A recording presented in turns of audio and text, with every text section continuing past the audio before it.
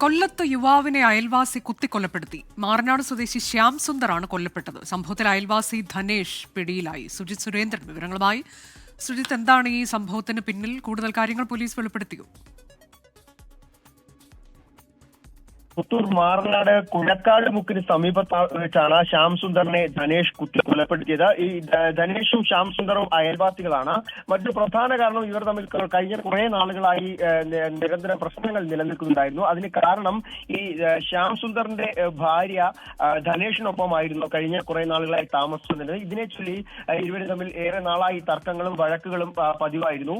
ഇതിന്റെ തുടർച്ചയായിട്ടാണ് ഇന്ന് രാവിലെ ഈ സംഭവം ഇവർ തമ്മിൽ വീണ്ടും വാക്കേറ്റമുണ്ടാവുകയും വാക്കേറ്റം സംഘർഷത്തിലേക്ക് എത്തി കൊലപാതകത്തിലേക്ക് കലാശിച്ചത്.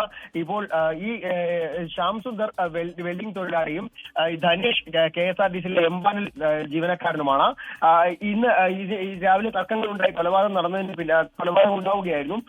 ഏതായാലും ഇപ്പോൾ മൃതദേഹം വീട്ടിൽ തന്നെയുള്ള ഇൻക്വസ്റ്റ് നടപടികൾ പൂർത്തിയാക്കി പാരിപ്പള്ളി മെഡിക്കൽ കോളേജ് ആശുപത്രിയിൽ പോസ്റ്റ്മോർട്ടത്തിന് ശേഷമാകും ബന്ധുക്കൾക്ക് വിട്ടു നൽകുക. ധനേഷിനെ പുത്തൂർ പോലീസ് കസ്റ്റഡിയിൽ എടുത്തിട്ടുണ്ട്. കൊല്ലത്താണ് യുവാവിനെ അയൽവാസി കുത്തിക്കൊലപ്പെടുത്തിയ. വാക്കുതർക്കം സംഘർഷത്തിൽ കലാശിക്കുകയായിരുന്നു. ശ്യാം സുന്ദർ എന്നയാളാണ് കൊല്ലപ്പെട്ടത്. അയൽവാസി ധനേഷാണ് പിടിയിലായത്. ലോകത്തെവിടെയായാലും ഏത് സമയത്തും 24 വാർത്തകളും ഓഗ്മെന്റഡ് റിയാലിറ്റി പാക്കേജുകളും എക്സ്പ്ലെയിനറുകളും വിശദമായി കാണാൻ ഞങ്ങളുടെ യൂട്യൂബ് ചാനൽ നിങ്ങൾക്ക് സബ്സ്ക്രൈബ് ചെയ്യാം.